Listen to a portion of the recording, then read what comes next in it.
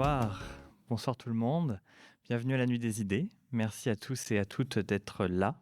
Je suis Mélène Garboulieu, je suis l'attaché culturel auprès du Consulat général de France dans les provinces atlantiques. Nous sommes très heureux d'organiser la 3e Nuit des idées à Moncton avec tous nos partenaires et en particulier l'Université de Moncton, l'École de kinésiologie et des loisirs, l'Institut des études acadiennes, Danse encore que je vois là-bas qui a organisé une très belle activité ce matin et tous nos partenaires qui sont présents ce soir. Avant de commencer, je vais inviter le vice-recteur de l'université, Monsieur Francis Leblanc, vice-recteur adjoint à la recherche et doyen de la faculté des études supérieures de l'université, à nous dire quelques mots. Merci, Mélène. Monsieur Schitterer, consul général de France, distingués invités et membres de la communauté universitaire, bonsoir. L'Université de Moncton reconnaît que ces 3 campus sont situés sur les terres ancestrales non cédées des Walistoquets et des Mi'kmaq, ces nations autochtones, et leurs territoires sont régis par les traités de paix et d'amitié élaborés et signés par les Walastoqey, les Mi'kmaq et les Passamaquoddy, avec la couronne britannique au XVIIIe siècle. Les traités n'abordaient pas la cession des terres et ressources, mais ils reconnaissaient plutôt les titres Walastoqey, Mi'kmaq et Passamaquoddy et définissaient les règles quant à ce que devaient être des relations durables entre les nations.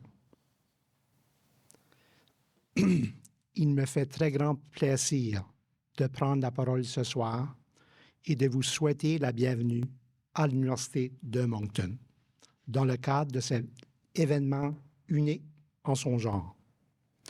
Je suis ravi d'appuyer la participation de notre institution à ce forum d'échange d'idées et de partage culturel. Ce forum d'échange d'idées et de partage culturel a été imaginé et initié par nos chères cousines et cousins français. Le recteur et vice-chancelier, le docteur Prudhomme, aurait bien aimé d'être présent ce soir, mais il est en déplacement au campus de Shippagan. Il vous transmet ses sincères salutations. À la recherche du bien commun, grâce à son leadership, l'Université de Moncton est engagée avec ses communautés pour trouver des solutions viables aux enjeux contemporains. C'est donc dans ce contexte et en regard de nos valeurs que je suis optimiste en voyant de telles initiatives comme la Nuit des idées. En tant que professeur de physique et d'astronomie, je ne peux vous cacher que le nom de la Nuit des idées me rejoint. Comme vous le savez, c'est la nuit que nous pouvons observer les plus beaux objets célestes dans le ciel. Je suis persuadé que des idées très bien éclairées seront aussi au rendez-vous ce soir. Au-delà de la performance, l'inclusion et le mieux-être dans le sport sont des fondements qui doivent être explorés en plus grande profondeur. Des événements comme celui-ci nous rappellent le chemin parcouru et le chemin qu'il reste à faire. L'inclusion fait partie des valeurs fondamentales de l'Université de Moncton. Il est important pour nous d'assurer l'équité, célébrer la diversité et offrir un milieu inclusif. Et le sport universitaire en fait partie. En terminant, je tiens à souligner l'excellent travail de collaboration qui a été fait entre nos services et unités académiques ainsi que nos partenaires. Sincères remerciements au Consulat général de France dans les provinces atlantiques, à l'Alliance française de Moncton, à l'École de kinésiologie et de loisirs, au Centre de recherche en kinésiologie, loisirs et vie saine. L'Institut des études acadiennes, la Bibliothèque Champlain, l'ACFAS Acadie et la chaire Sangor en francophonie comparée. Je tiens également à remercier les panélistes pour avoir accepté de partager leurs expertises. Sur ce, je vous souhaite des discussions enrichissantes et inspirantes. Bonne soirée. Merci beaucoup, monsieur le vice-recteur adjoint. J'appelle maintenant Johan Sterer, consul général de France dans les provinces atlantiques, à nous dire quelques mots. Monsieur le vice-président, monsieur le vice-recteur, monsieur le directeur, madame la conseillère, et je suis ravi de vous retrouver dans ce superbe institut des recherches acadiennes de l'Université de Moncton qui a été inauguré très récemment pour cette 3e Nuit des idées au Nouveau-Brunswick. Nous avions par le passé organisé une Nuit des idées unique en Atlantique à Halifax et désormais depuis 3 ans et grâce au partenariat que vous mentionnez, monsieur le vice-recteur, nous sommes allés jusqu'à Moncton et j'en suis ravi. C'est un événement clé de notre coopération culturelle, la Nuit des idées, aux côtés d'événements que vous connaissez comme la fête de la francophonie que nous célébrons chaque année avec nos partenaires, la fête de la musique aussi, Novembre numérique au Canada Atlantique et partout dans le monde. Des initiatives que vous connaissez et la Nuit des idées a été inventée très récemment, c'est 2016 que l'Institut français a souhaité remettre le débat, le dialogue entre les communautés, entre la jeunesse aussi et les aînés, des spécialistes, des intellectuels, au cœur de notre coopération culturelle. Alors, avec cet événement, notre ambition est claire, c'est de faire en sorte que ce débat d'idées que l'on perd peut-être avec le temps lorsqu'on sort de l'univers universitaire ou scolaire revienne au cœur des préoccupations de la jeunesse. Et chaque année, la Nuit des idées adopte une thématique, justement, que l'on peut décliner sous différentes formes et sous-thèmes. On l'a vu aujourd'hui avec toutes les activités qui ont été organisées par nos partenaires que vous mentionnez, monsieur le vice-recteur. Ça peut être une activité sportive, ça peut être une représentation cinématographique, théâtrale, ou un échange comme ce soir avec un panel. Alors nous avons choisi Paris, nos collègues de l'Institut français ont choisi le thème générique plus, point d'interrogation, et il a été décliné au Canada Atlantique avec une thématique qui nous paraît extrêmement intéressante, au-delà de la performance, inclusion et mieux-être dans le sport. Alors vous ne serez pas surpris, évidemment, que nous ayons choisi des intervenants que je vais vous mentionner tout de suite, qui sont bien entendu des experts de ce domaine. Martine Leblanc, directrice des sports universitaires de l'Université de Moncton. Monsieur Roger Leblanc, professeur à l'école de kinésiologie et de loisirs de l'Université de Moncton. Éric Monin, qui a traversé l'Atlantique, et je le remercie chaleureusement, qui est vice-président de l'Université de Franche-Comté à l'Olympisme, mais également représentant, ambassadeur des Jeux Olympiques de Paris 2024, et qui va se rendre demain à Halifax en notre compagnie pour une seconde Nuit des idées en Nouvelle-Écosse. Jolene Richard, entraîneuse de l'équipe de volley-ball féminin des Aigles Bleus, ici à Moncton. Et enfin Simon Richard, athlète paralympique en goalball et hockey sonore, que je vais découvrir vraiment. C'est une nouveauté pour moi. Alors pourquoi ce choix de thématique aussi ? Parce que le sport est bien entendu au cœur de notre vie sociale, plus particulièrement de celle de nos jeunesses françaises, canadiennes, et que cette Nuit des idées est pour elle une invitation à s'exprimer, à réfléchir avec vous ce soir, en compagnie d'intervenants plus expérimentés, sur les grandes questions de notre temps, la performance par exemple versus le bien-être et la santé, le genre et l'orientation sexuelle au sport, le handicap, l'inclusion sociale, sociétale et identitaire via le sport. Donc la frontière aussi entre athlètes et amateurs, voilà des sujets que l'on pourra traiter ce soir avec nos différents intervenants.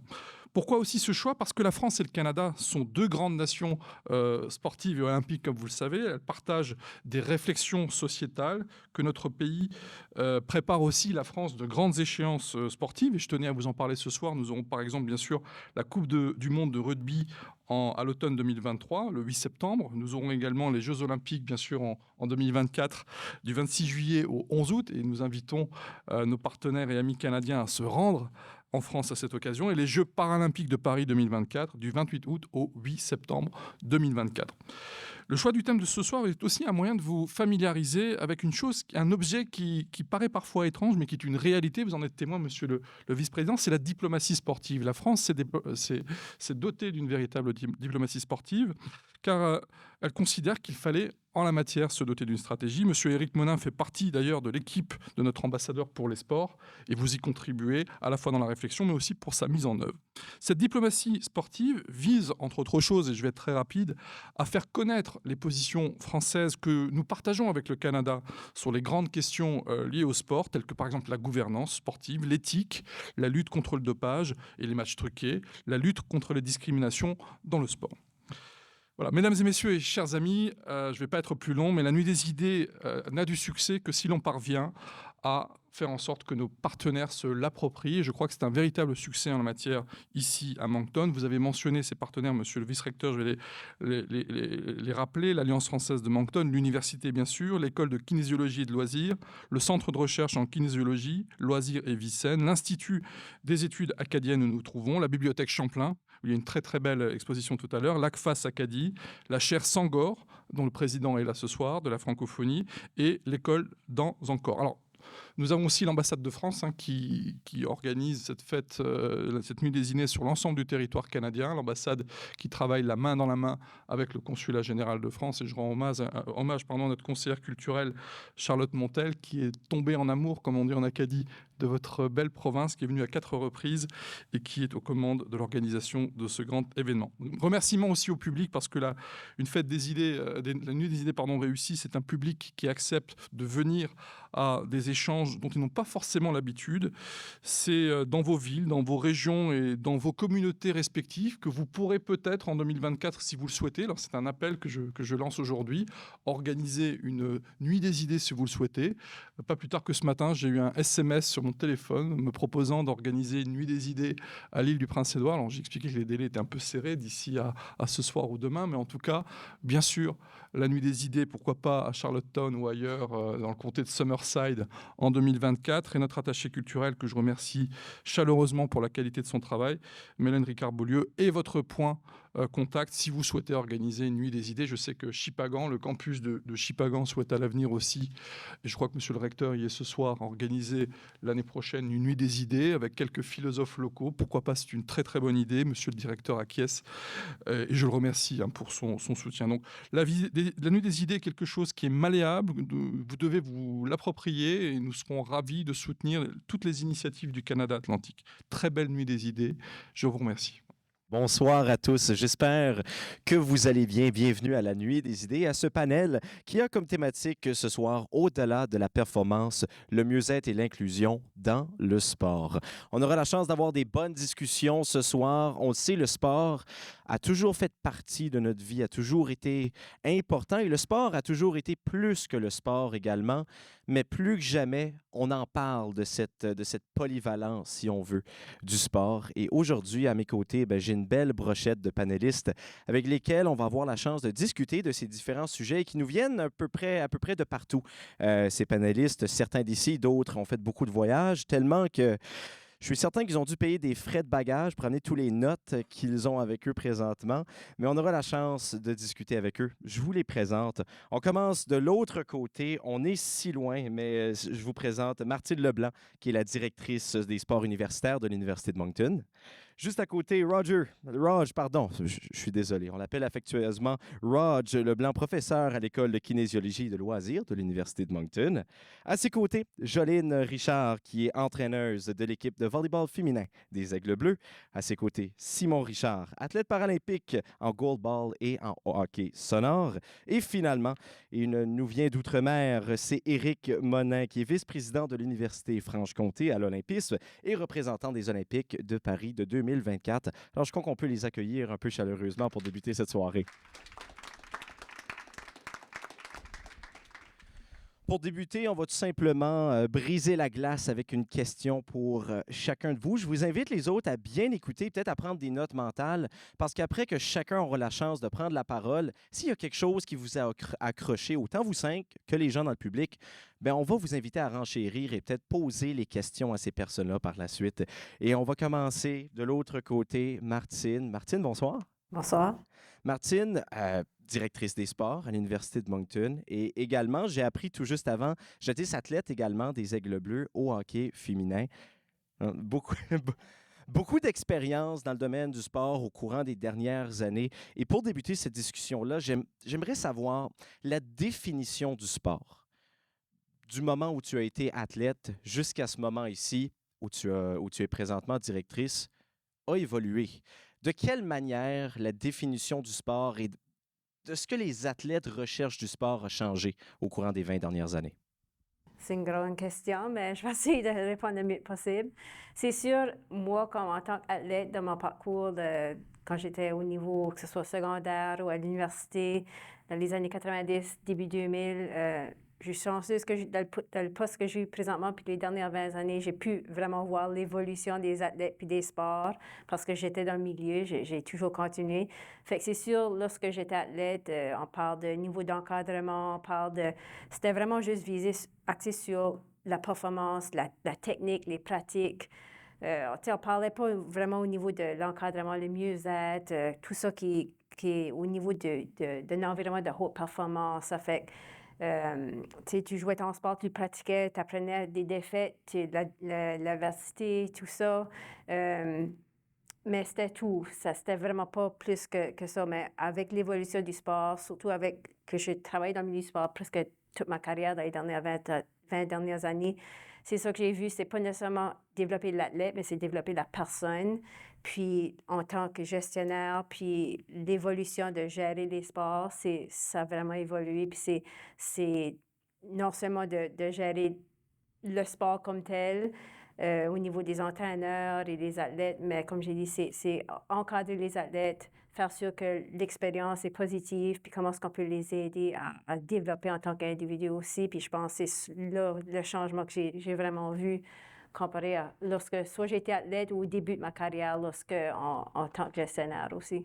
Est-ce qu'il y a eu un moment clé, un point tournant où c'est arrivé graduellement, cette redéfinition-là, si on veut? Ben, c'est sûr que les choses changent graduellement, c'est sûr. Ça change pas juste du jour au lendemain, mais je pense que dans les dernières années, avec peut-être des changements dans la société, peut-être des événements, avec plus de visibilité au niveau des médias sociaux, tout ça, c'est plus facile d'avoir accès à l'information ou créer des mouvements. Ça fait que je pense que les choses ont évolué un petit peu plus vite dans les dernières années. Puis surtout au niveau, en tant que gestionnaire dans les sports, comme je pense qu'on était plus au courant de ce qui se passe, puis on voulait plus faire s'assurer qu'il y a des changements plus vite que peut-être auparavant que 15-20 ans passés, que les choses avançaient plus lentement. Ouais. On le remarque, la société change rapidement et qui de mieux pour nous discuter un peu de la société, de quelqu'un qui se spécialise dans la sociologie du sport. Raj, bonsoir. Bonsoir. Ma question, Raj, pour débuter cette discussion, au courant des dernières années, la discussion de l'inclusion évolue continuellement. On tente d'inclure différents groupes marginalisés à travers les années, à travers le sport. Et j'aimerais savoir, à travers ta carrière professionnelle, est-ce que la définition de l'inclusion a évolué? Est-ce que les combats ont changé? Si oui, de quelle manière? À quel prix? À quel prix? Premièrement, avant que j'aille plus loin, je veux que vous sachiez que j'adore le sport. Je suis un consommateur des Jeux olympiques. On m'a invité ici parce que j'ai l'esprit critique envers le mouvement sportif, comment l'améliorer pour tous. C'est mon prémisse de départ. Mais je me souviens très bien avoir lu en 1985, quand j'étais à Poitiers, le livre de Jean-Marie Brome, Le Seigneur des Agneaux. Le Seigneur des Anneaux, le mythe olympique. On dit que l'olympisme, c'est l'esprit sportif, c'est l'inclusion, c'est l'excellence. Mais c'est un mythe. C'est un mythe. Est-ce qu'on a vraiment créé l'excellence? Est-ce qu'on a vraiment créé des amitiés? Lorsqu'on pense à tous les Jeux olympiques dans le passé, qu'on a créé la violence. Lorsqu'on pense à nos athlètes juifs, à Berlin. Lorsqu'on pense à tous nos athlètes LGBTQIA qui ont été interdits de jouer, qui sont encore interdits de jouer dans plusieurs États aux États-Unis. L'inclusion des Noirs, l'inclusion des femmes, l'équité, est toujours une bataille continue. Et plus on fait de progrès, semblerait, plus on recule. Puis qu'est-ce qu'on fait avec nos athlètes? Je vous lance des pistes de réflexion. Qu'est-ce qu'on fait avec nos athlètes de haut niveau, élites, professionnels, olympiennes, olympiens, une fois qu'on a fini de les exploiter? Qu'est-ce qu'on en fait? S'ils ne sont pas devenus des athlètes professionnels, parce que c'est un mythe que tous les athlètes olympiques sont des millionnaires. C'est un mythe. Il y a un centre à Colorado Springs qui traite la dépression des athlètes élites de haut niveau suite à leur carrière professionnelle. C'est incroyable de penser que le niveau de tentative de suicide des athlètes élites professionnels post-carrière est aussi élevé que nos vétérans en termes de pourcentage. Alors, lorsqu'on parle d'inclusion, on parle d'inclusion quand? Quand ils sont beaux, forts et brillants ou pendant toute leur vie? Et je vous rappelle que si jamais il y a quelque chose que les panélistes mentionnent qui vous accroche, vous allez avoir la chance, le public, de poser la question après que les 5 auront eu la chance de prendre la parole. Merci beaucoup, Raj. On passe maintenant à la prochaine panéliste, Jolene Richard. Bonsoir. Allô? J'aimerais poser une question concernant la performance. Tu as été athlète avec les Aigles Bleus, tu as été capitaine avec les Aigles Bleus et maintenant tu te retrouves en tant qu'entraîneuse de l'équipe. Alors, tu as toujours eu un rôle de leadership un peu. Et à travers les yeux d'un leader, parfois on remarque certaines choses. J'aimerais savoir, à travers ces années-là, autant qu'athlète qu'entraîneuse, est-ce que tu as remarqué une certaine recette, si on veut, idéale pour atteindre la meilleure performance? C'est quoi les éléments clés qu'on a besoin dans un environnement sportif pour retirer le meilleur des athlètes? Excellente question. Moi, en tant qu'athlète, dès un jeune âge, je me suis identifiée comme une athlète. C'était important pour moi de bien performer, de donner le meilleur de moi-même. Puis, je voulais toujours être capable de performer à mon meilleur.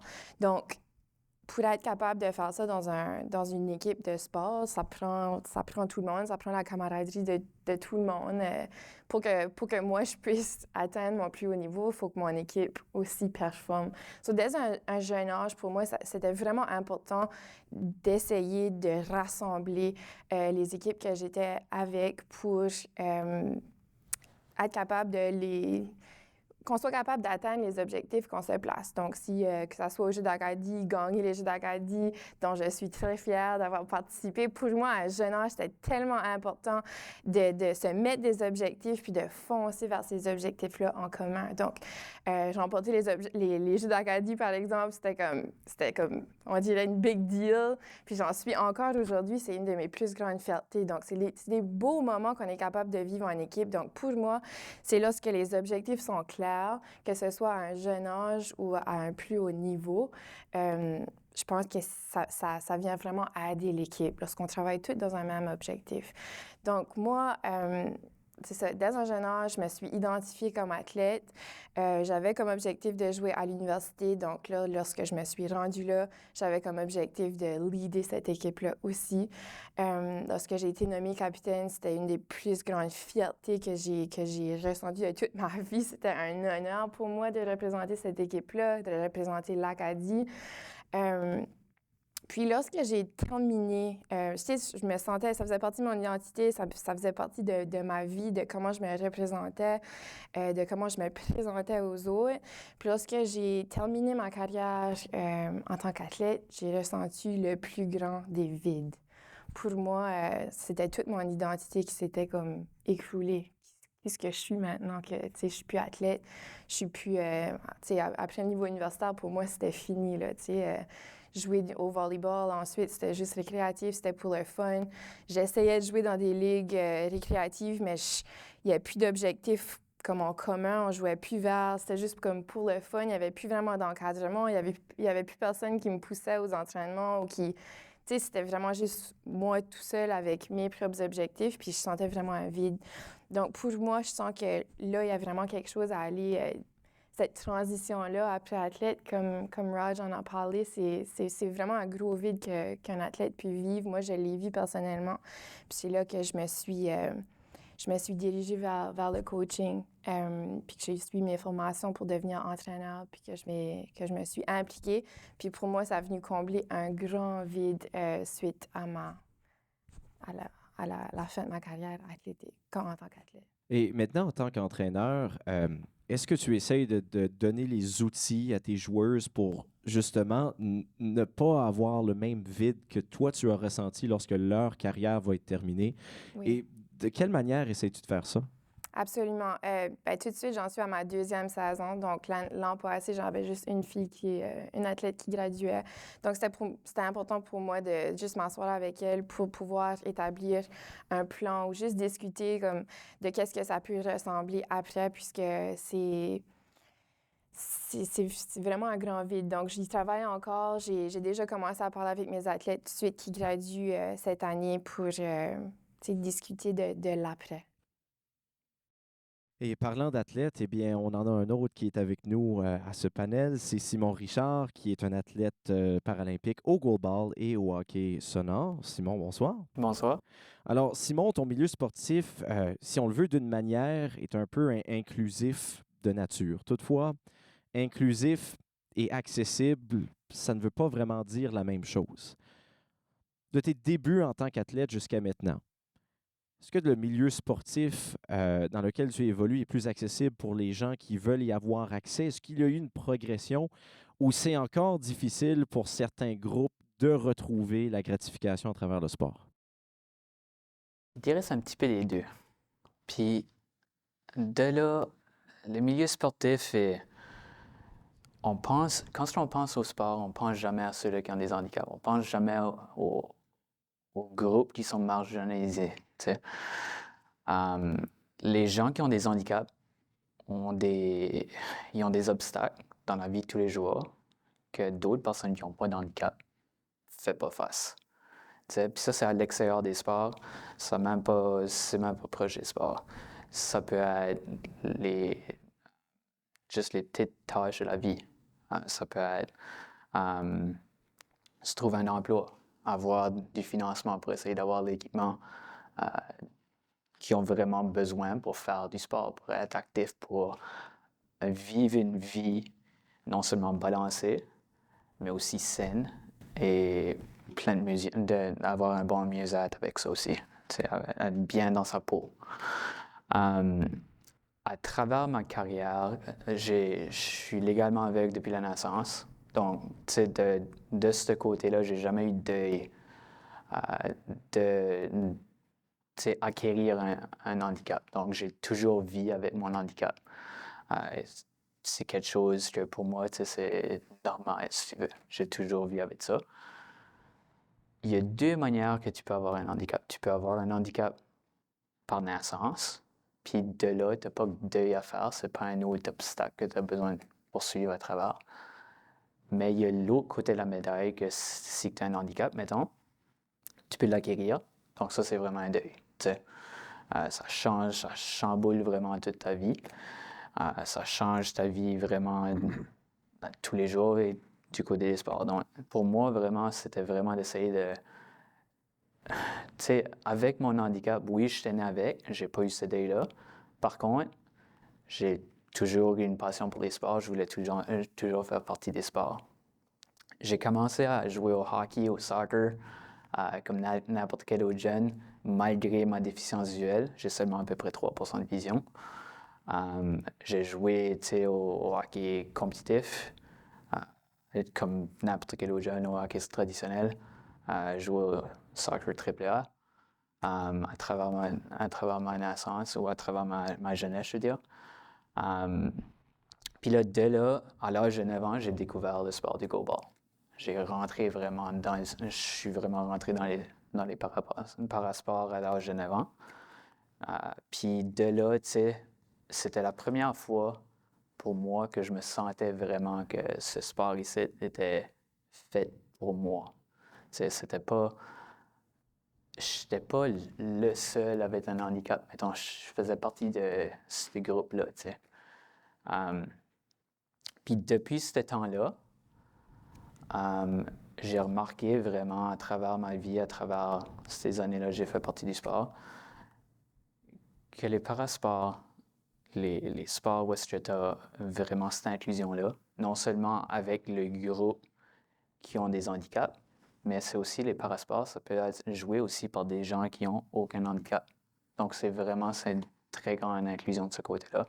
Le go-ball au Canada, tu es capable de jouer même si tu n'as aucun handicap visuel, juste au niveau canadien. Tu peux aller au championnat canadien, tu peux compétitionner avec tout le monde là. Puis ça, du côté récréatif comme du côté compétitif, si tu veux. De là, vraiment, moi, j'ai trouvé non seulement c'était un groupe qui était très, très inclusif à cause de ça, mais c'est aussi un groupe que tu peux non seulement être inclusif dans le sport, mais tu peux vraiment relier avec chacun des joueurs, chacun des athlètes qui est dans ces sports-là, en dehors de la vie, en dehors des sports. Tu sais. Il y a des joueurs qui passent à travers ce deuil-là, comme j'ai mentionné, qui passent à travers un deuil oui, ils viennent juste d'acquérir un handicap, où ils sont en train de passer à travers. Tu sais, c'est des conditions qui sont peut-être dégénératives, juste au point où ils sont en train de perdre leur vision, puis là, ils savent là, qu'ils vont venir complètement non-voyants. Donc ça, c'est vraiment un très grand deuil, puis tu le sais, ça s'en vient. Tu n'as pas vraiment de manière à te préparer, ça peut arriver du jour au lendemain ou ça peut arriver aux 30, 40 ans. Tu sais. Donc c'est une communauté. C'est pas non seulement du sport pour que le monde puisse être actif, être en santé, puis avoir une bonne qualité de vie, puis du mieux-être dans leur vie, mais c'est aussi une communauté qu'on peut tous se relier d'un bord à l'autre, puis on peut s'aider, tu sais, de ce côté-là dans la vie de tous les jours, dans les sports. Puis là, l'accessibilité, ça c'est une autre discussion aussi. Les parasports, oui, c'est un monde très inclusif de ce côté-là. Par contre, il y a d'autres mauvaises choses à propos du sport, puis ça, je suis certain qu'on va en parler aussi. L'équipement, très dispendieux. Tu sais, mettons, tu es en chaise roulante, tu es paralysé, tu as besoin d'une chaise pour jouer au basketball en fauteuil roulant, ça coûte des 1000$, là. C'est pas cheap. C'est pas quelque chose qui est très accessible de ce côté-là.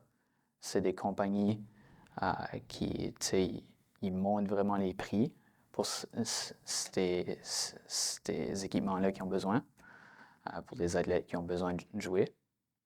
Puis de là, ça forme des barrières. Tu sais. Donc, c'est un peu du côté à Raj, comme oui, le sport est inclusif dans certains côtés, mais il y a d'autres côtés que c'est comme à quel prix. Puis c'est un peu ça qu'on va toucher aujourd'hui, je pense. Et avant de découvrir ce monde du sport paralympique, tu jouais au hockey, tu jouais au soccer, tu l'as mentionné. Est-ce que l'handicap a été un peu un obstacle dans ces années-là par rapport à, si on veut, ton inclusion à l'intérieur de ce groupe-là? Et est-ce que par la suite, lorsque tu as fait cette découverte-là, ça comblait un peu ce vide qui existait, s'il existait? Il va toujours avoir des personnes qui vont avoir de la discrimination pour certains groupes qui sont marginalisés.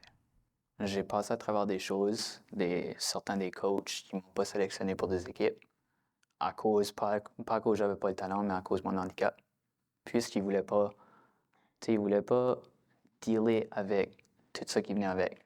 T'sais, mettons, soccer, il y a un règlement au Canada que tu n'as pas le droit de jouer avec des lunettes de soleil dehors.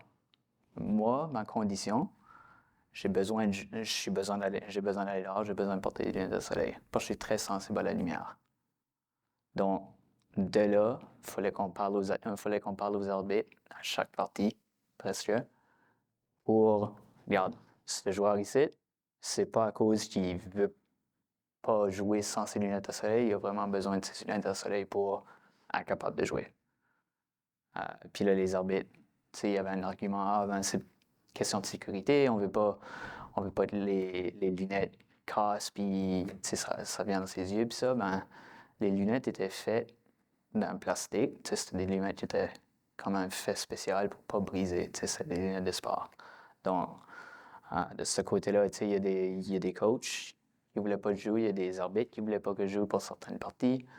Tu sais, ça fait partie de la discrimination, ça fait partie de ça. Tu sais. Oui, il y a des moments que ça arrivait dans les sports vraiment pour des gens qui ont un handicap, je te dirais. Par contre, dans les sports, les parasports, il y a d'autres, tu sais, il y a des politiques dans tout aussi. Donc, il y a d'autres choses aussi qui arrivent dans les parasports qui seraient politiques aussi, si tu veux. Mettons que c'est classification, que ça peut être d'autres choses aussi qui viennent dans le sport. Donc, je dirais il y a toujours les deux côtés d'une médaille, si tu veux, de ce côté-là.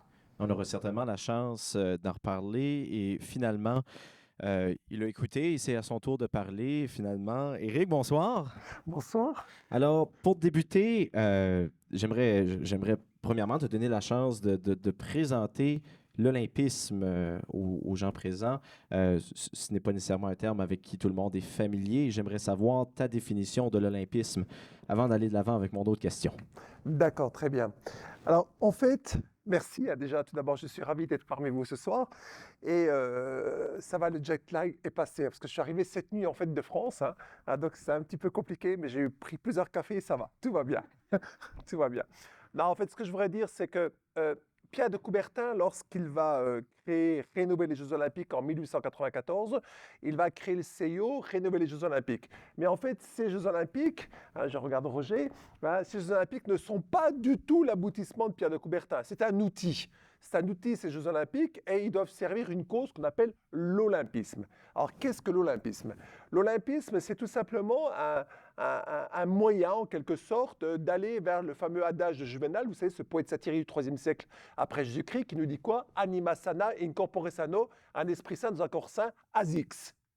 Il nous dit ça. Il nous dit ça, Pierre de Coubertin, il nous dit, eh bien, je vais créer quelque chose qui s'appelle un néologisme qui s'appelle l'olympisme. L'olympisme est né avec Pierre de Coubertin et c'est tout simplement ce que les sociologues appelleraient un objet valise, un objet frontière. Cet objet valise, objet frontière, va réunir des acteurs totalement disparates les uns des autres vers un objet commun qui s'appelle l'olympisme. Et donc cet objet commun, eh bien, tout simplement, va tenter d'aller vers quelque chose, oui, je suis d'accord, quelque chose peut-être d'utopique, peut-être d'angélique, mais en quelque sorte d'aller vers une société meilleure. Même si effectivement, il y a plein de choses à redire, mais en quelque sorte, plus on va vers quelque chose un peu d'angélique, d'utopique, mais d'aller vers le bien, je crois que c'est quand même positif, d'aller vers le bien. Ça, c'est une volonté. Donc l'olympisme est un objet qui va permettre tout simplement de réunir des acteurs totalement différents les uns des autres vers tout simplement cette société meilleure. C'est ça l'olympisme. Voilà. Mais en aucun cas, l'olympisme, je me permets, parce que j'ai la chance de parler, tu l'as dit, et en fait, comme je parle beaucoup, et donc en fait, l'olympisme, il faut vraiment le dissocier des Jeux olympiques. Les Jeux olympiques, c'est un outil. C'est un outil qui réunit très peu d'athlètes. En fait, 10 500 à Paris, un peu plus de 11 000 à Tokyo. C'est 10 500 athlètes.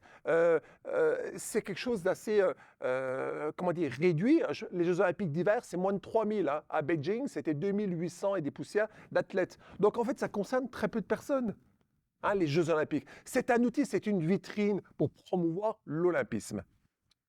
Et présentement, toujours en restant dans les thématiques de l'inclusion et du mieux-être, cette vision utopiste, si on veut, de l'olympisme, c'est quoi les bâtons dans les roues qui s'y prêtent présentement, qui fait en sorte qu'on n'a pas réussi à l'atteindre encore? Je ne pense pas qu'il faut le présenter comme ça, parce qu'en plus, ça ne m'arrange pas.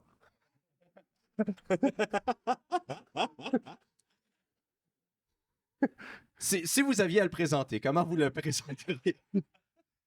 Je dirais que c'est un formidable vecteur éducationnel. Pourquoi?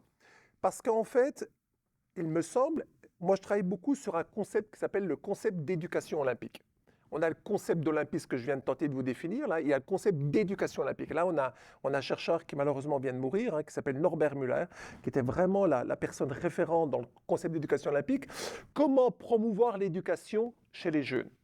Et en fait, on s'aperçoit que plus on colle aux représentations de l'individu, des jeunes, plus ça va être facile tout simplement de promouvoir cette éducation. Et on sait que globalement, il y a 3 événements dans le monde qui sont très très médiatisés. On a la Coupe du monde de foot, Qatar, on a le Tour de France et on a les Jeux olympiques. Alors vous savez, pour la petite histoire, on ne doit pas dire que la France organise les Jeux olympiques, surtout pas, la France organise la 33e Olympiade. Donc c'est de la sémantique, mais néanmoins, hein, voilà. Donc en fait, ces 3 événements vont être très porteurs chez les jeunes. Et il me semble, c'est ce que nous dit Norbert Müller, ce chercheur, hein, ce professeur allemand, il nous dit que plus on colle à ces grands événements qui sont très, comment dire, ancrés dans la représentation des jeunes, eh bien, tout simplement, on peut peut-être modifier leur représentation et aider à l'apprentissage. Par exemple, on va apprendre les mathématiques, on va apprendre, par exemple, les céramiques antiques. Mon garçon, par exemple, est en première année d'histoire à la fac à Besançon, et à la Besançon, il a des cours d'archéologie. Souvent, il me dit, papa, c'est pas très très fun, hein, l'archéologie, les céramiques, les bouts de trucs qu'il trouve par terre, là. Hein. Mais en fait, eh bien, mon garçon, eh bien, il apprend ça. Et pour le coup, ça le passionne maintenant, hein, vous savez, avec eh bien, les Jeux Olympiques. Parce qu'il n'y avait pas TikTok, il n'y avait pas Facebook, il n'y avait pas Instagram. Il y avait en fait de la céramique, on va communiquer là-dessus. Et donc, en fait, ça va être un outil pour essayer de comprendre. Donc, en fait, les Jeux Olympiques vont être un moyen, l'olympisme, de pouvoir promouvoir une éducation et de simplement d'aider à comprendre les choses. Pourquoi? Parce qu'on se rend compte que souvent la représentation qu'en ont les élèves, les jeunes, eh bien parfois ils diffèrent un petit peu de la pratique. Et moi, je me suis amusé justement à essayer de comprendre ces représentations. Est-ce qu'elles ont un lien ou pas avec la pratique? En fait, c'est souvent abyssal là au milieu. Donc en fait, on va essayer de réduire en quelque sorte eh bien, cet abysse entre les représentations et les pratiques. Et je pense que l'olympisme peut aider parce qu'il parle au plus grand nombre. Mais, il y a un mais. C'est qu'en fait, certains, eh bien, effectivement, vont tout simplement eh bien, montrer peut-être les limites de tout ça. Incontestablement, il y a des limites. Il y a des limites à ça parce que ce monde utopiste est bien réel. Est bien réel. Mais on doit coller aux représentations pour tenter de changer les pratiques. Voilà. Et maintenant qu'on a eu la chance d'entendre tout le monde, on a tous eu la chance de se présenter, on se connaît un peu tous, j'aimerais demander aux panélistes, est-ce qu'il y a quelque chose qui a été mentionné par un autre panéliste que vous aimeriez peut-être questionner ou poursuivre dans la discussion? Je vous laisse vous manifester si tel est le cas. Oh yes. Puis-je? Absolument. Si on veut créer une société basée sur les valeurs de l'olympisme, est-ce qu'on va écouter les têtes blanches ou est-ce qu'on va écouter la prochaine génération des Gen Z? Parce que moi, j'ai beaucoup plus confiance dans la prochaine génération des Gen Z que j'en ai dans les têtes blanches qui nous ont emmenés jusqu'ici. Lorsqu'on parle de la crise planétaire qui existe en ce moment, ça n'a rien à voir avec l'olympisme. Ça a à faire avec une compétence individuelle et collective de sauver notre planète à tout prix, de vivre une simplicité volontaire, réduire notre consommation et j'en passe. Alors, je pense que c'est vraiment important de redéfinir l'olympisme en 2024 comparativement à 1894. C'est pas du tout le même environnement. Moi, je veux bien réagir. Hein. Moi, vraiment, je suis d'accord. Hein. Je suis d'accord qu'il faut absolument repenser tout cela. Et je crois, sans vouloir faire de prosélytisme, que Aujourd'hui, le Comité international olympique a mis en place ce qu'on appelle l'agenda 2020. L'agenda 2020, et notamment l'agenda 2020+5, qui va donner une nouvelle feuille de route, justement, de ce monde nouveau, de cet héritage, de ce fameux héritage, ce legacy qu'on doit transmettre aux générations à venir. Mais vous avez raison, en fait, il faut repenser ça, ce nouveau modèle, cette nouvelle feuille de route. Et Paris 2024, par exemple, a fait quelque chose d'assez innovant, je crois. Alors, on peut être en désaccord avec tout, on peut être en désaccord avec tout. Et je crois qu'en fait, c'est top d'avoir peut-être des critiques, parce que ça montre qu'on est en démocratie, on n'est pas en dictature. Et ça c'est agréable quand même, parce que sinon ça s'appelle Poutine, ça s'appelle la guerre, ça s'appelle la pensée unique. Et donc en fait, je crois que toute démocratie, eh bien, on doit entendre la critique, et je crois que c'est positif et ça fait avancer, terriblement avancer. Je crois que de Paris 2024, eh bien, il y a quelque chose, il y a une prise de conscience, et notamment à travers l'agenda 2020, la nouvelle feuille de route du CIO, c'est qu'il faut arrêter avec ce système de créer, de consommer à outrance, et tout simplement eh bien, de laisser un héritage très négatif.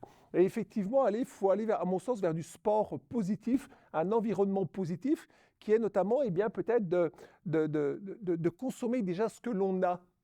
Et dans le cas de Paris 2024, vous le savez sans doute, c'est que l'empreinte carbone eh bien, est due principalement à la construction notamment de gymnases, de locaux, etc. etc. C'est pas du tout les avions, c'est pas du tout les athlètes qui vont venir, c'est principalement la construction de bâtiments. Et on s'aperçoit que globalement, la première Olympiade qui va être touchée par cet agenda 2020, c'est Paris 2024. Paris 2024 va être un véritable laboratoire d'analyse. Et aujourd'hui, on s'aperçoit que ce n'est pas suffisant. Donc, qu'est-ce qu'a fait le Comité international olympique Je ne parle pas à son nom, simplement je parle en termes de choses qui se passent en ce moment actuellement. Eh bien, il a créé un laboratoire d'analyse, un laboratoire exploratoire qui s'appelle les Jeux olympiques de la jeunesse. On va explorer de nouvelles pistes, notamment pour correspondre à une volonté de la jeunesse. Et Paris 2024, eh bien, on aura une construction, celle de la piscine.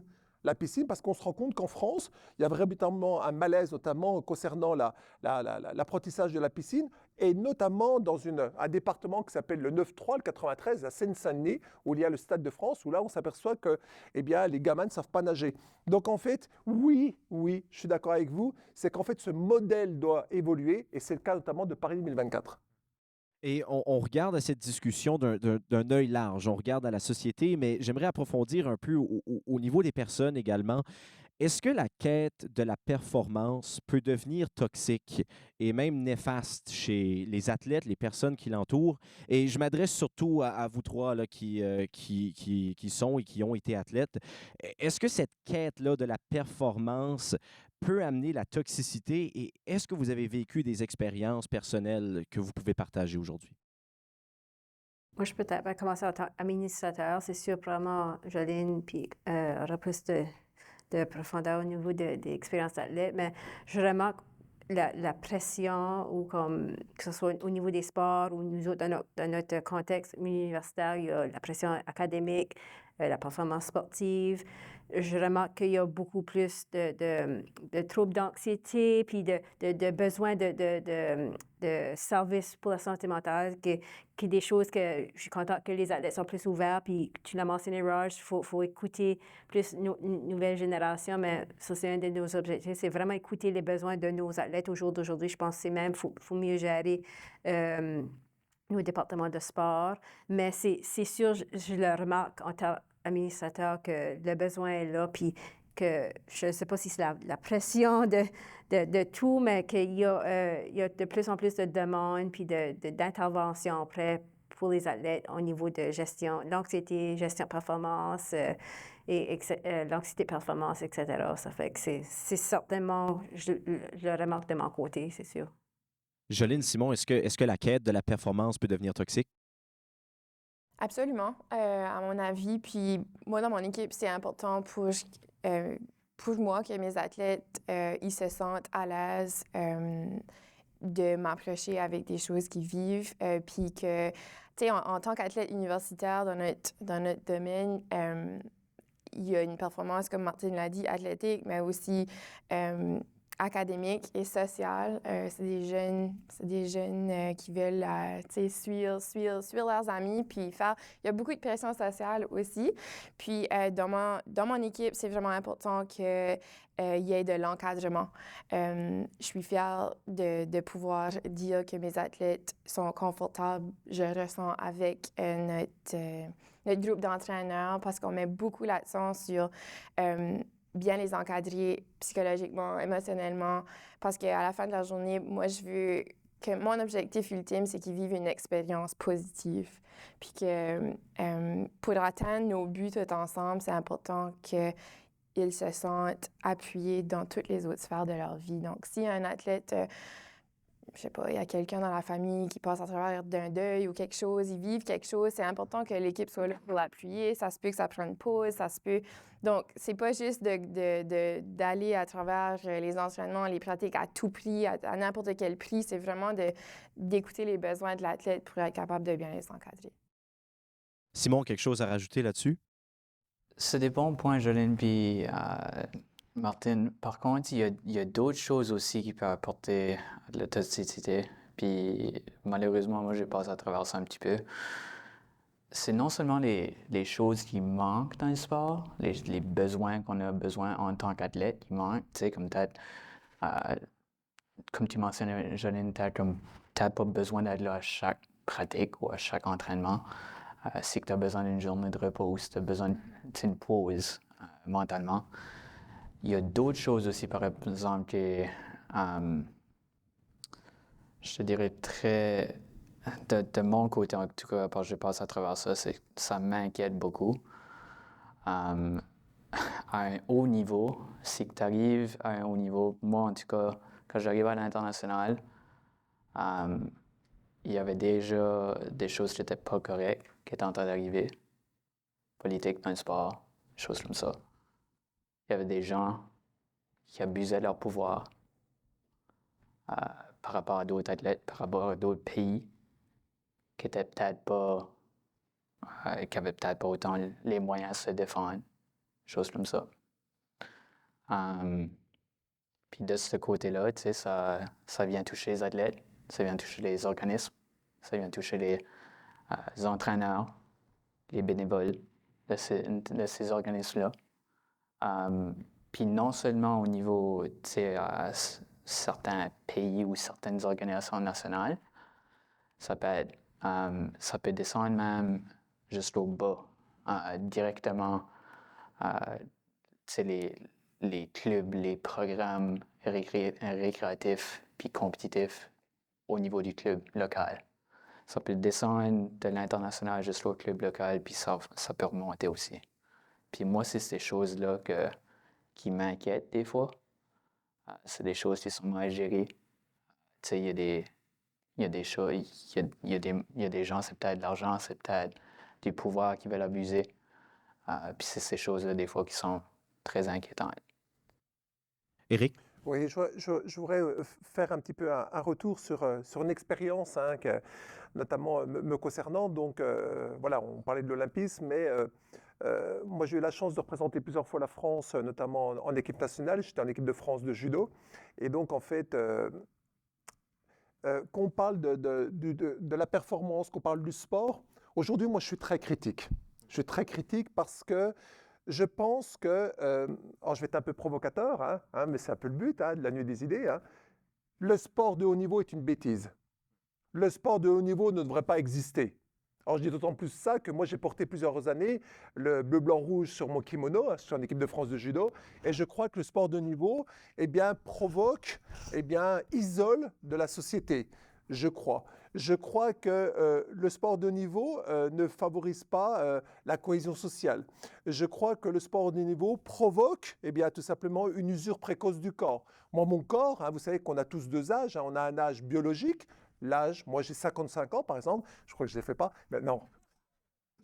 55 ans et j'ai un âge biologique, j'ai un âge calendaire. l'âge calendaire 55, l'âge biologique, je ne pense pas que j'ai 55 ans. Moi je ne peux plus bouger les genoux, j'ai mal partout, j'ai eu la clavicule ici, etc., etc. Je crois que mon corps, il a plus 65 ans que 55 ans. Je crois que c'est ça. Donc on a une usure précoce du corps qui fait que le sport de haut niveau, à mon avis, isole. Et je voudrais vous raconter deux choses. C'est qu'en même temps que j'étais en équipe de France, en équipe nationale, hein, très fier, hein, j'étais comme vous, hein, très très fier de représenter la France. Puis vous savez, quand vous recevez la lettre, hein, monsieur, vous rentrez en équipe nationale, vous avez le droit de mettre le bleu, blanc, rouge sur votre judogi.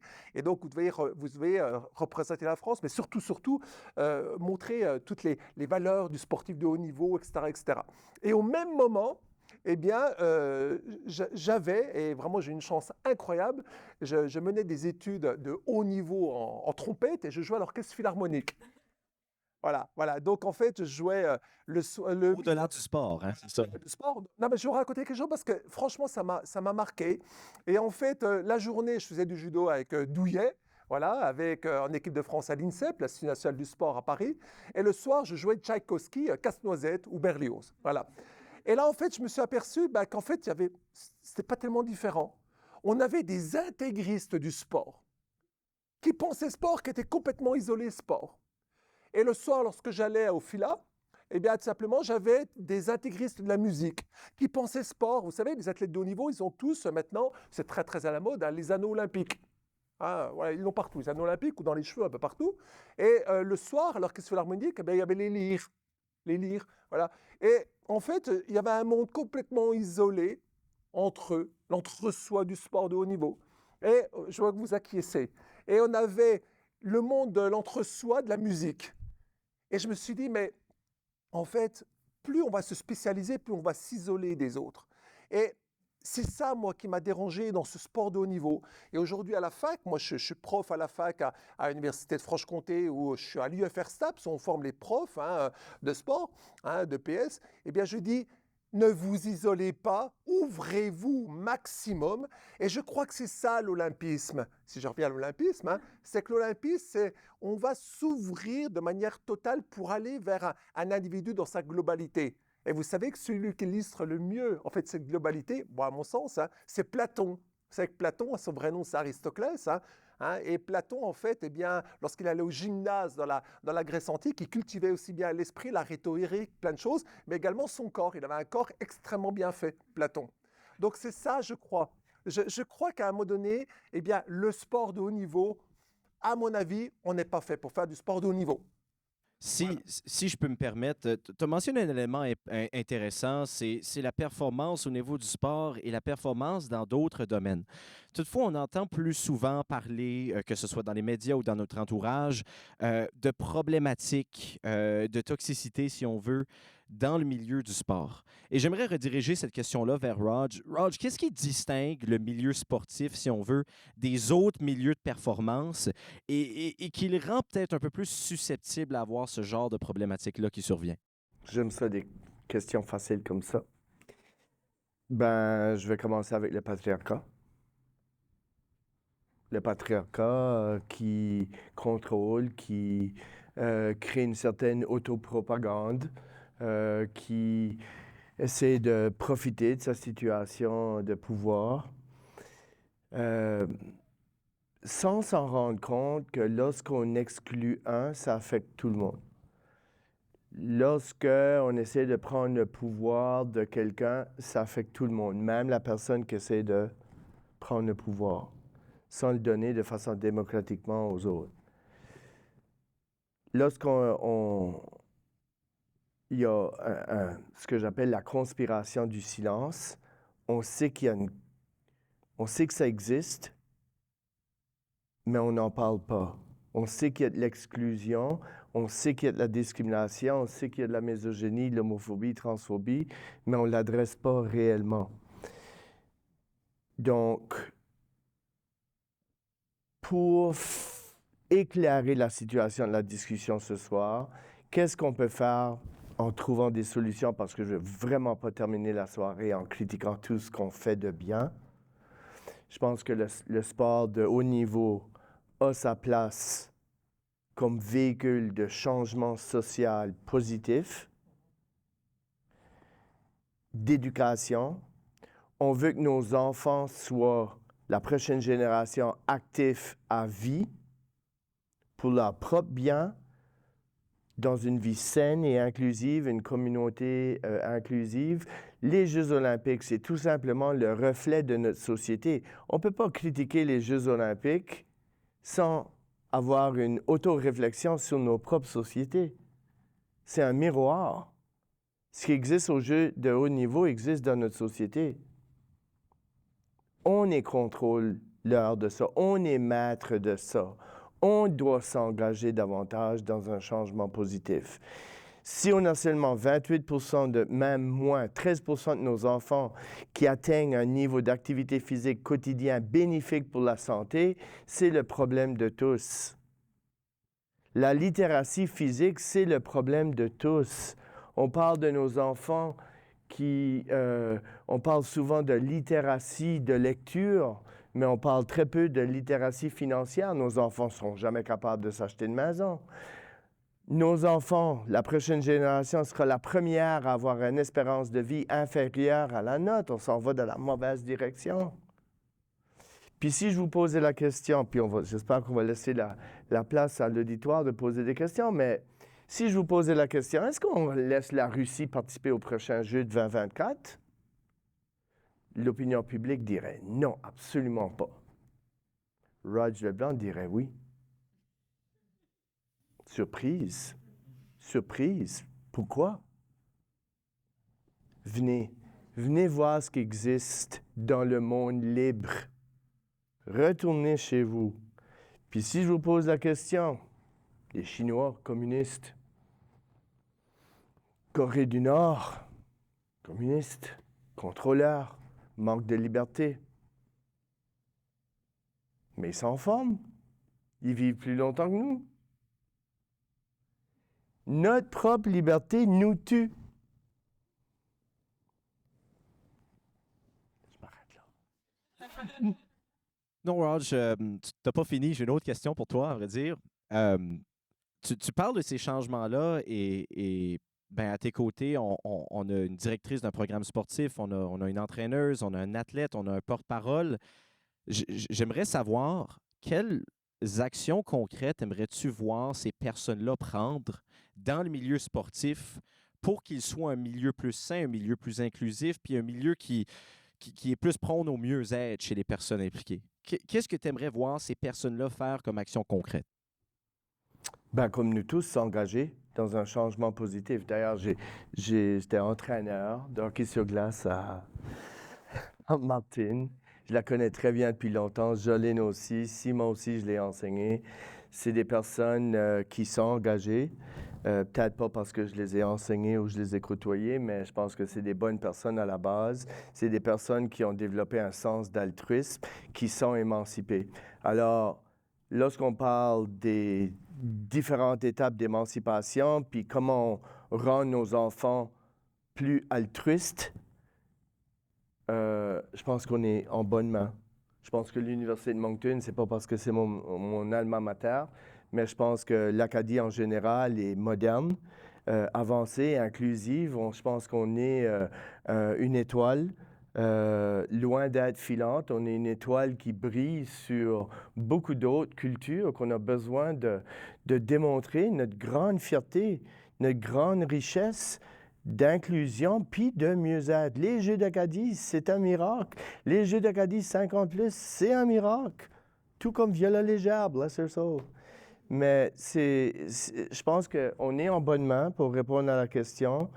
Puis, je pense que c'est le problème de nous tous d'améliorer l'accès à la participation. Si on parle d'inclusion, parlons de donner accès à nos itinérants dans le Grand Moncton. Est-ce qu'ils ont accès à du sport, eux? Est-ce qu'on comprend que nos itinérants peuvent bénéficier du sport autant, sinon plus, que les athlètes élites? Saviez-vous que ça existe, les Homeless Games? Non. Saviez-vous que le sport, le pouvoir du sport de transformer des personnalités des gens est très puissant? Il ne faut jamais l'oublier. Que si on amène tous nos itinérants ensemble, jouer du sport régulièrement, prendre des douches, laver leurs vêtements au CEPS, qu'on les verra moins dans la rue, Au lieu de leur pointer du doigt puis les critiquer, c'est pas leur problème, c'est notre problème. Je crois que c'est tous des points intéressants qu'on a entendus jusqu'à maintenant, mais maintenant, c'est à votre tour. Je suis certain qu'il y a certaines choses qui ont été mentionnées qui ont peut-être piqué votre curiosité, qui vous ont accroché. Là, c'est votre chance. Est-ce qu'il y a des membres du public qui aimeraient? Ben oui, absolument. Merci. Bon, moi, je m'appelle Monique Leblanc. Je suis une grande amie à Roger. Et puis, on a un parcours assez similaire par rapport au sport et avec l'olympisme. On a tous les deux été au... Il y avait c'était encore... L'Académie olympique du Canada et puis l'Académie olympique internationale à Olympe. C'est ça. Puis c'est là, à la deuxième fois, parce qu'on m'a réinvité à aller à l'Académie olympique internationale, puis comme monitrice. Et puis, j'ai des jeunes qui me posaient des questions. Et un en particulier, que ça m'a fait un petit peu me libérer de tout cet olympisme-là que comme moi je le vivais, c'était, il me disait, ben, les Jeux olympiques, c'est juste pour faire de l'argent. Puis c'était presque rendu à ce niveau-là. Et puis, avec d'autres facteurs, moi, je suis d'accord avec des choses qui ont été dites, que le sport élitiste, ça pourrait être vu comme un abus d'athlète dans certains...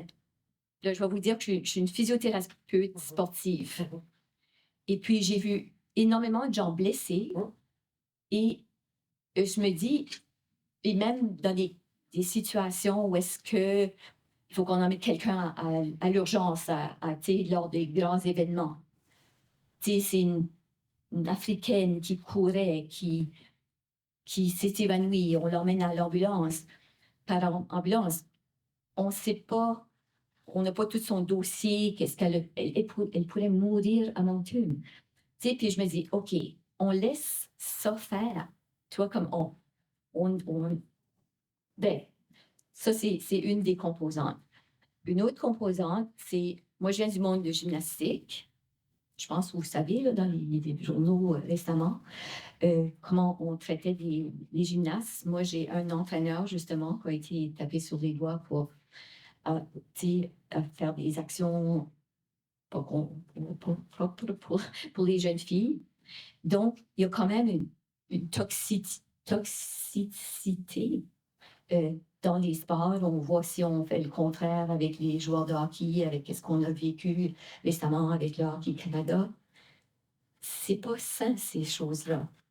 Donc, l'élitisme, peut-être, qui est le problème. Alors, on parle de comment changer ça. Peut-être avoir des niveaux sportifs moins compétitifs. Le focus est tellement sur la compétition. Puis, des fois, on oublie d'apprécier qu'est-ce qu'on fait, juste l'activité comme telle. Mais je veux bien un petit peu répondre à ça. Moi, je suis d'accord à 100% avec vous. Moi, je ne suis pas du tout d'accord. Moi, ça ne me parle pas du tout ces valeurs olympiques. Je trouve que ça n'a pas de sens. Le fameux friendship, l'excellence, l'amitié, tout ça. Moi, je ne me retrouve pas du tout là-dedans. Vous savez, souvent avec mes étudiants, je fais un peu l'analogie avec les valeurs développées, notamment avec le code moral du judo. L'amitié, le fair play, la courtoisie, tout ça, ça n'a pas de sens, ça, pour moi. Ça n'a pas de sens. Moi, je crois que l'excellence, pour moi, conduit à l'excès. Moi, il me semble. Vous savez, lorsque je vais aux Jeux Olympiques, moi, j'en ai fait comme déjà un paquet de jeux. J'ai été co-responsable en Australie, à Sydney, en 2000, de Olympic Youth Camp, ce fameux camp de la jeunesse, là. Et c'était vraiment incroyable, ce camp. Alors, camp, ça fait un peu bizarre d'appeler ça camp, mais néanmoins, c'était un truc incroyable parce que chaque nation avait le droit, donc ça existe depuis 1912, les camps de la jeunesse, c'est créé par Coubertin depuis les Jeux de Stockholm. Chaque Olympiade peut organiser un camp. Il y en a qui diraient c'est de l'acculturation à l'olympisme, si on veut. Moi, je trouve que ça permet de réunir des jeunes entre 15, 16, 17 ans qui vont tout simplement vivre des moments extraordinaires entre eux. Alors, on peut être encore de nouveau dans l'utopie, mais je crois que pour le coup, c'est bien réel. On va réunir des gens. Alors, ça dépend, les camps, des fois, c'était 1700, 1200, 100, 200, 400, 500. En Australie, on était à peu près 500. On est resté plus d'un mois et demi ensemble. On était à Sydney, on était à Cairns, on est parti à Perth, on est parti un petit peu partout en Australie. On a travaillé sur les aborigènes, on a travaillé sur plein de choses, sur les forêts d'eucalyptus. On est même allé planter, j'en souviens très très bien, sur les boulevards à Sydney, des eucalyptus, hein, dans une logique de climat, voilà, de plein de choses. On est très loin de l'excellence, là. Et pourtant, ces jeux permettent ça. Vous voyez, c'est ça. Et moi, quand je vais au jeu, je vous promets, hein, quand je vais au jeu, je ne vais pas au jeu. Je reste à l'extérieur des jeux pour voir ce qui se passe sur des modèles éducatifs qui sont menés justement grâce à ces jeux. Je restais un peu dans la confidentialité, mais lorsque j'étais en Corée du Sud, à Pyeongchang et à Gangneung, sincèrement, j'avais des places pour aller aux jeux. Je suis allé une journée pour voir, mais le reste du temps, je suis allé un peu partout dans la Corée pour voir un peu ce qui se passait sur les jeux. À ma grande surprise, les Coréens ne savaient même pas qu'il y avait des jeux chez eux. En 2018. Je suis parti à Busan, tout en bas de la Corée, là. Ils ne savaient même pas. Et c'est là que je trouve que, effectivement, il y a quelque chose qui ne va pas. On est uniquement sur l'excellence. Et je crois que ce qui est cet outil, aujourd'hui, on met tout, c'est un projecteur, on met tout là. Et je crois que ce qui est important, c'est qu'est-ce qu'on en fait. Qu'est-ce qu'on en fait de ça? Et vous parliez de l'Académie internationale olympique, moi j'y vais fréquemment en Olympie, hein, en Grèce. Eh bien, c'est un formidable outil pour réfléchir à ça. Qu'est-ce qu'on fait de ces jeux? Est-ce que ça a du sens d'aller là-dedans? Est-ce que ça a du sens d'aller vers ces excès, hein, parce que c'est bien réel parfois. Vous savez, on a parlé, grâce à vous, monsieur, on a parlé des Paralympiques, mais on ne parle pas du dopage, on ne parle pas de toutes ces dérives qui existent aussi bien dans les Olympiades que dans les Paralympiques. Il y en a. Donc, qu'on parle de l'usure précoce du corps, mais il y a plein d'autres excès dont on n'a pas parlé. Je crois qu'effectivement, ce dont je parlais à travers les camps de la jeunesse, c'est un formidable outil pour réunir la population, la population, tous ces jeunes, vers quelque chose de nouveau. Hein. Ça me semble primordial. Enfin, je ne vais pas accaparer la parole davantage. Hein. Et je ne sais pas si quelqu'un, si on voulait renchérir ou si quelqu'un voulait passer à un autre sujet. On a Maxime derrière. Pour rebondir sur ce que vous avez dit finalement, j'ai une anecdote en fait par rapport au dopage. J'ai eu la chance d'avoir en entrevue Bernard Hinault.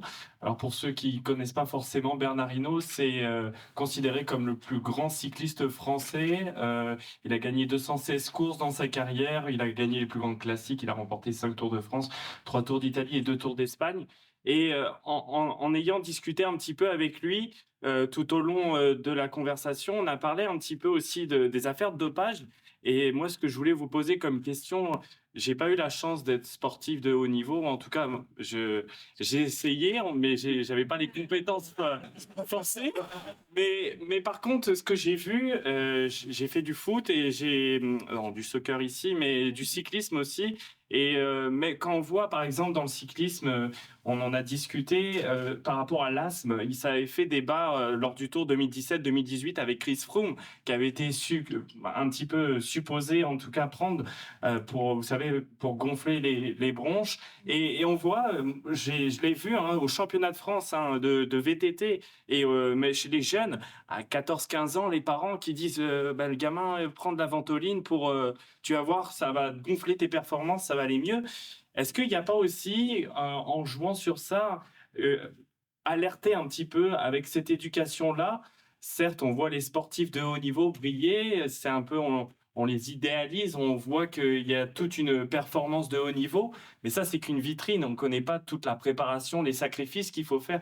C'est de nombreux sacrifices. Est-ce qu'il ne faut pas aussi poser cette question dès l'éducation, dès le plus jeune âge, dire attention, voici, il y a aussi ces côtés-là de ce sport de haut niveau. Il faut vous prévenir, vous allez être confronté peut-être aussi à des personnes qui vont vous dire que ça, il faut faire ça pour acquérir ce niveau-là.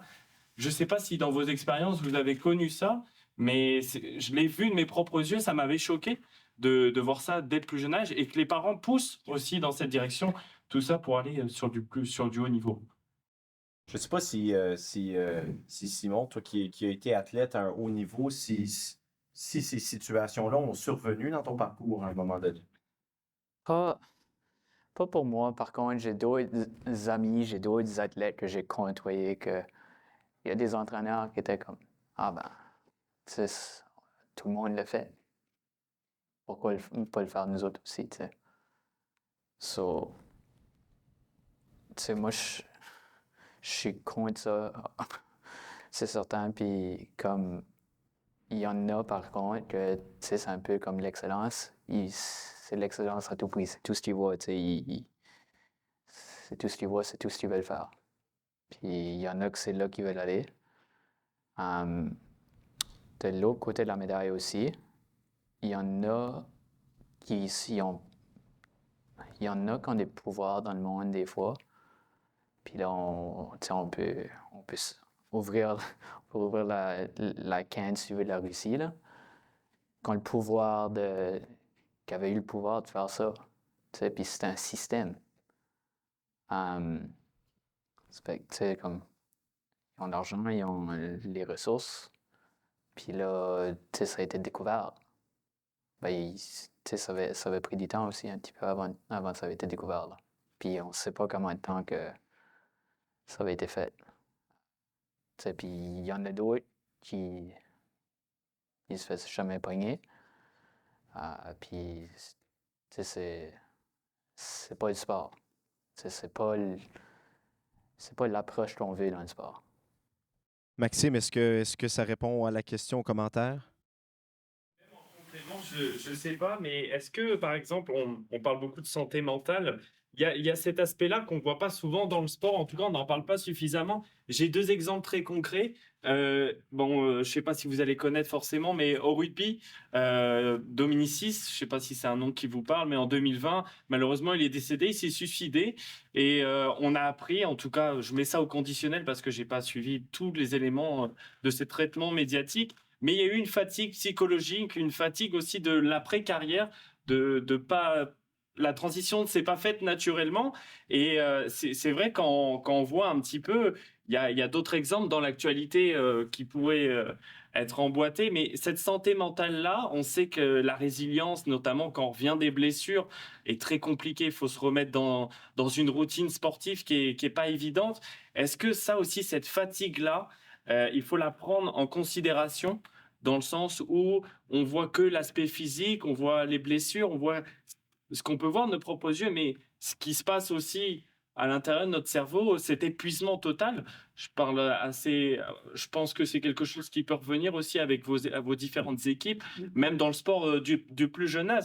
C'est pas évident comment dire, de pallier tous ces aspects-là, surtout quand il y a des étudiants qui sont en études, ils ont d'autres problèmes, ils ont tout ce panel-là de soucis qui peut arriver, et quand on arrive au sport et qu'on a une autre contrainte, quelles sont les propositions? Moi, je n'ai pas forcément de réponse, mais c'est vrai que c'est une fatigue qui est très importante, et on s'en soucie pas forcément énormément, en tout cas. Ben, Maxime, si tu me permets, je vais prendre ta question, je vais l'envoyer à Martine avant et on peut revenir vers Rog après. En tant que directrice des sports, est-ce qu'il y a des choses qui sont mises de l'avant justement pour prévenir ces situations-là? C'est justement ça lorsque tu parlais, que juste les discussions que j'ai maintenant avec mes entraîneurs ou que ce soit l'équipe d'encadrement, c'est vraiment comme évident qu'il y a plusieurs facteurs à cette heure qui font en sorte que la performance est affectée. Là, ça fait, comme tu dis, l'épuisement au niveau de tous les côtés, que ce soit au niveau académique, sportif, social. Il y a tellement une pression à cette heure pour être le meilleur ou la meilleure. Puis je pense, je ne sais pas si c'est avec la société d'aujourd'hui que ces attentes-là, mais évidemment, oui, j'ai plus de discussions comment est-ce qu'on peut chercher des outils pour évaluer les niveaux de stress, pour voir où est-ce que leur niveau de repos est rendu. Quand on parle avec nos préparateurs physiques, il y a des outils maintenant, des applications pour justement gérer ces choses-là qu'on essaie certainement, on veut certainement avoir des meilleurs outils pour encadrer nos athlètes. On utilise des plateformes pour voir, mais c'est justement aussi être plus ouvert à parler aux athlètes qui sont plus à l'aise de dire quand ils sont fatigués ou ils ont besoin du repos. Je pense que nos enseignants sont beaucoup plus accommodants de ce côté-là que des choses qu'on ne parlait pas auparavant. Là. Ça fait que je le remarque vraiment que c'est vraiment un besoin absolument pour l'encadrement des athlètes. Raj qui voulait renchérir, je crois. Ouais, moi, je ne mettrais pas tout le blâme rendu au niveau élite. Je pense que le problème commence beaucoup, beaucoup plus jeune. C'est pas la responsabilité au sport universitaire de régler des cas de santé mentale ou d'épuisement professionnel ou athlétique. Wow, wow, wow. Revenons au point de départ avec nos enfants. Puis moi, je voudrais que vous quittiez aujourd'hui en devenant des activistes avec moi pour l'éducation physique quotidien de qualité, EPQQ. Partez avec ça ce soir. Sachant que les bénéfices de l'activité physique puis du sport ont des retombées à court terme, moyen terme et long terme pour toute notre société. On ne veut pas développer des athlètes élites, on veut développer des personnes saines dans un corps sain avec un esprit sain. Lorsque je parle d'un cours d'éducation physique quotidien de qualité, ça comprend également, parce que moi je suis un professeur d'éducation physique et à la santé. EPS Canada est un leader mondial sur l'éducation physique et à la santé. Et on recommande à tous les élus puis aux citoyens d'encourager l'éducation physique quotidienne, comme c'est le cas en Finlande, la Norvège et tous les pays développés avec un système d'éducation publique, pas privé, qui recommande les 150 minutes d'activité physique par semaine structurée. Pas va jouer dehors ou allons jouer dehors, structuré. Où est-ce qu'on enseigne? On a parlé, on n'a pas eu la chance, puis on pourrait... Il y a Lisa Leblanc qui m'attend. On a... Eh oui, mais c'est une chanteuse qui vient, qui est rare. On n'a pas parlé des autres dimensions du mieux-être. Puis est-ce que nos enfants, est-ce que nous-mêmes, si je vous demandais combien d'entre vous savez les 7 dimensions du mieux-être, puis est-ce qu'on les nourrit?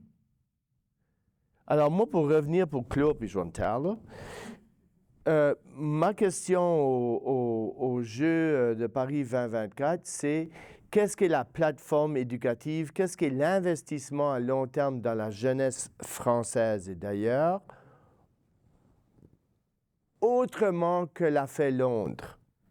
Londres avait un gros espoir de réinvestir les retombées des Jeux de Londres dans la jeunesse, la Grande-Bretagne. Ben, ils ont tout perdu. Parce qu'ils ont donné l'argent aux associations puis aux fédés, au lieu de le donner au système scolaire. Alors, Higgs et compagnie ont besoin de nous écouter, nous, the people, lorsqu'on dit qu'il faut investir dans la jeunesse pour les éduquer par rapport à toutes les dimensions du mieux-être, y compris offrir des plateaux d'activité physique et sportive quotidiennement, parce qu'on ne le fait pas à la maison, on est trop libre sur nos téléphones stupides. On est trop libre à rien faire. Alors, il faut encadrer les gens davantage parce que c'est seulement 13% des familles qui réussissent à activer leurs enfants. Il faut intervenir. C'est un code de santé publique. C'est une question de santé publique. Alors, j'espère que je vous laisse avec ça. EPQQ, honey. EPQQ. Raj, tu as adressé la question aux Jeux olympiques de Paris 2024 et je vais les laisser répondre. Voilà, très bien. Alors, ça fait pas longtemps que je suis au Canada, ça fait une journée. J'ai appris 2 choses. Tout le monde s'appelle Leblanc. La deuxième chose, c'est que la première ministre s'appelle X. C'est bien ça? Le Le X, voilà, voilà. Bon, j'ai un traducteur à côté hein, qui m'explique tout à chaque fois. Voilà, voilà. Je ne porte pas de jugement sur le système politique canadien. Pour répondre à Maxime, quand même, avant de répondre, pour répondre à Maxime, en France, il y a ce qu'on appelle le double projet, voire le triple projet, dès le plus jeune âge. Et oui, bien sûr, depuis le plus jeune âge, quand on arrive à l'université, c'est trop tard, bien évidemment.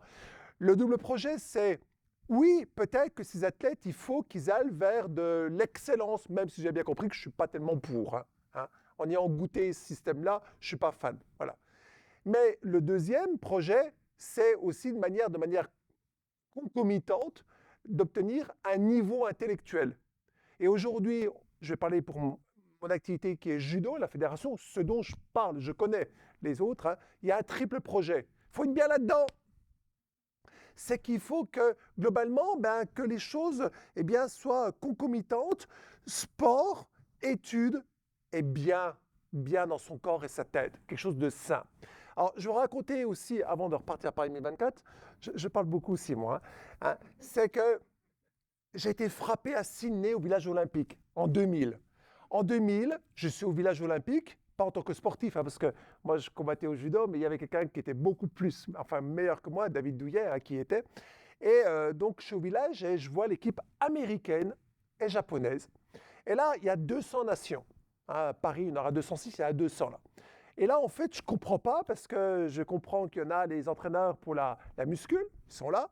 Il y a ceux pour se nourrir correctement, hein, voilà, tout ça. Et eux, les Américains, les Japonais, ont psychiatre, psychologue, et quelque chose qui vous parle à tout le monde maintenant, mais moi, pour le coup, je ne savais pas trop ce que c'était, sophrologue.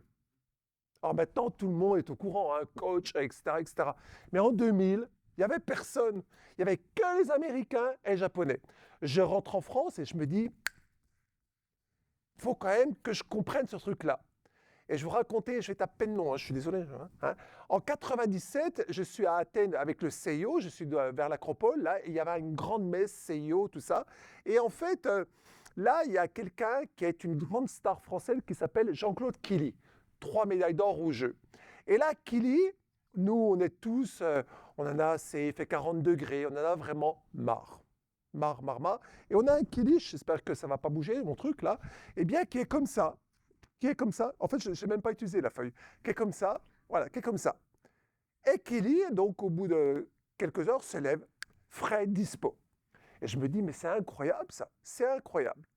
Et en fait, en revenant de Sydney, 97, en revenant de Sydney 2000, je me dis, mais c'est quoi la sophrologie? Et je pars pendant 4 ans, je prends un avion, hein, ça fait pas trop, ça fait un peu, je prends mon avion, je fais Besançon, c'est à côté de la Suisse, en France, et je vais à Toulouse, et je monte à Andorre, dans les montagnes des Pyrénées.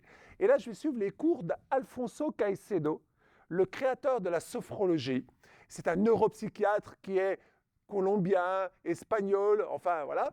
Et je pars 4 ans suivre ses cours, et au bout de 4 ans, il nous dit, vous allez prendre, il est espagnol, hein, la posture Isokai.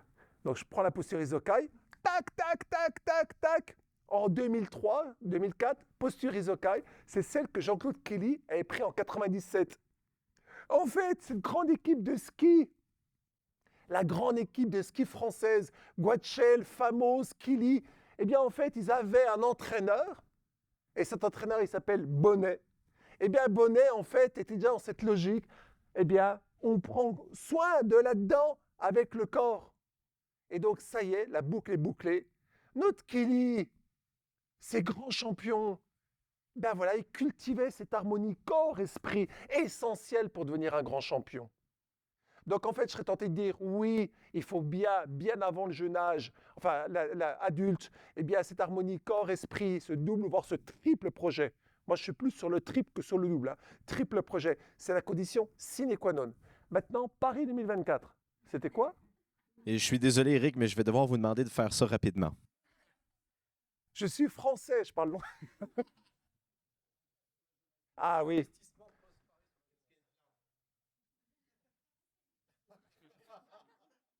Alors, le problème, c'est que si je parle vrai, il y a monsieur le consul général de France. en fait... Allez, on se mouille. En fait, il y a un programme qui a été en France qui a été lancé, hein, c'est les 30 minutes d'activité physique par jour à l'école. C'est le grand héritage de Paris 2024 et également ce qu'on appelle le design actif. Sauf que moi, je suis prof de PS hein, à la base. Je suis agrégé de PS. Ben, on ne fait pas de l'EPS. On fait simplement de la marche, on fait du défouloir. Je suis désolé, hein, je parle franc, hein, franchement. Eh bien, on fait de la marche, on fait pas de l'EPS. On n'éduque pas le corps. On n'éduque pas le corps. Donc, je crois qu'aujourd'hui, il me semble qu'on fait fausse route. Sans une structure, sans un encadrement professionnel par des professionnels de l'EPS. Saviez-vous que 50% des écoles au Nouveau-Brunswick qui se disent avoir atteint leurs 150 minutes d'activité physique par semaine comptent le nombre de secondes entre les cours qu'un élève va d'une classe à l'autre? Stop. Je suis d'accord. Vous savez, en France, c'est les professeurs des écoles qui deviennent professeurs des écoles, qui sont des spécialistes de mathématiques, qui sont les spécialistes de sciences de la vie et de la terre, et bien d'autres choses, et qui vont faire l'activité physique. Moi, en tant que prof de PS, d'activité physique sportive, ça me pose problème, ça. Parce que le corps, il faut le connaître, le corps, l'anatomie, la biomécanique, il faut connaître tout le système corporel. Enfin, voilà, donc ça pose un problème. J'ai répondu? Oui. Honnêtement. Et si vous me permettez, j'aimerais terminer avec, premièrement, je crois qu'une synthèse qu'on peut faire de la discussion qu'on a eue aujourd'hui, c'est que au-delà de la performance, le sport se doit d'être un outil pour le changement et un changement positif. Et je crois que c'est un peu ce qui ressort de la discussion. Toutefois, je suis certain qu'il y en existe et on les voit souvent, c'est dans les sections commentaires sur Facebook. Il y a certaines personnes qui ne partagent pas cette opinion-là et qui se disent le sport, c'est uniquement la performance. Gardez la politique, vos valeurs et tout ça à l'extérieur de mes sports. Et on n'a pas adressé ça. Alors, pour conclure, j'aimerais peut-être, chacun d'entre nous, peut-être un court message pourquoi cette mentalité n'est pas la bonne. Et là, je sais, j'ai dit un court message et je vois la peau de Raj devenir un peu plus rouge alors que je mentionne cette phrase, mais j'aimerais qu'on conclue là-dessus. Éric. Alors, c'était quoi la question? On dit quoi aux gens qui se prononcent que le sport ne devrait pas être un outil pour le changement, mais qu'il devrait tout simplement rester le sport? Mais je crois que moi, le sport, déjà, je suis contre le mot sport. Moi, je suis activité physique et sport. Activité physique. L'activité physique doit intégrer, d'autres éléments tels que la famille, les vacances, le travail et plein d'autres choses pour aller vers un être globalement sain, actif et responsable. Pour moi, c'est ça. Simon? Je pense qu'il faut qu'on a beaucoup de choses à travailler dessus, c'est certain. On a eu des bonnes discussions en termes du sport en général, en termes de société. Puis je pense que c'est ces choses-là qu'il faut qu'on reflète nous autres-mêmes. Faut qu'on, tu sais, comme Raj disait, il faut qu'on regarde dans le miroir un petit peu. Puis il faut qu'on dise comment est-ce qu'on est en train d'écouter non seulement la génération qui est là présentement, mais les prochaines générations à vivre. Comment est-ce qu'on les éduque? Puis de là, comment est-ce qu'on est, comme Raj disait, la structure pour qu'on puisse, tu sais, comme aboutir à un sport, à un environnement qu'on veut éventuellement avoir. Jolene? Pour moi, faire partie d'un encadrement sportif, c'est important que ça soit positif, inclusif. Puis comme Raj l'a dit aussi, comme il y a beaucoup d'éducation qui doit être faite, c'est sûr. Puis on a toute une part de responsabilité là-dedans. Puis c'est lorsqu'on a cet aspect-là qui nous tient à cœur, ben, c'est de le propager puis d'en parler. Raj? Dans 30 secondes. Moi, je voudrais juste terminer en disant que n'importe quelle approche ou structure doit émerger d'une dynamique communautaire par les citoyens. Puis cette dynamique communautaire doit comprendre les 3 parties de nos générations. La jeunesse, les adultes au travail, les 18 à 65 ans, on va dire, peut-être 70 maintenant, puis nos aînés. Puis le même message, la même conscientisation doit être faite, puis offerte. Est-ce que nos maisons de retraite, de résidence pour nos aînés offrent l'activité physique de façon quotidienne? Non? Est-ce que nos milieux de travail offrent un temps d'activité physique quotidienne? Bien, si on l'impose à nos enfants, il faut l'imposer aux adultes, il faut l'offrir aux adultes, puis à nos aînés, pour que notre population générale soit sur la même page et le même message, puis qu'on fasse tous, soit en famille ou en groupe ou en communauté, comme le font les Japonais, qui ont l'espérance de vie le plus élevée au monde. Parce qu'ils ont des cours d'alimentation, ils ont des cours d'activité physique quotidiens. Je m'arrête là, mais je pense que les stratégies sont comprises. Je pense qu'on a bien fait le point sur comment créer des changements positifs. Puis, on ne peut pas s'attendre à Higgs de le faire. On va le faire, nous, comme citoyens responsables, engagés. Et finalement, Martine?